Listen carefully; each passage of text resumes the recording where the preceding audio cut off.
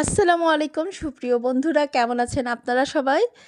আমি একটু নেটের বাইরে অনেক দিন পর আমি ৩ আমরা ৩ বোন আব্বাকে নিয়ে একটু সময় কাটাচ্ছি।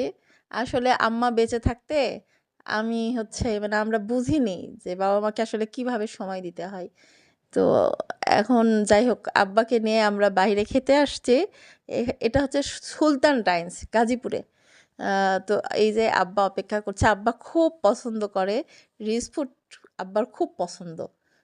আমি খেতে পারি না। আমার ইদানিং খুব বেশ সমস্যা হয়। যাই হোক চলে আসছে খাবার।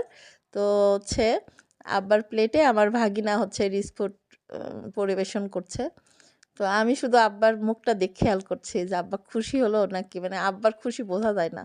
কিন্তু আসলে আব্বা খুব তৃপ্তি পায় এই রিচ ফুডগুলা খেতে। আমিও নিয়েছি আমার জন্য। আর আমার রিচ ফুড খেলে সমস্যা হয়। আমি আগে তো একদমই খেতে পারতাম না। ইদানিং তাও একটু খেতে পারি। তবে বেশি করে লেবু চিপে নিচ্ছি। নিয়ে এখন দেখতেছি বিসমিল্লাহ বলে খাই। তো কেমন লাগলো আমার এই ভিডিও? আপনারা সবাই বাবা-মাকে সময় দেবেন প্লিজ, প্লিজ, প্লিজ যাদের বাবা-মা জীবিত আছেন।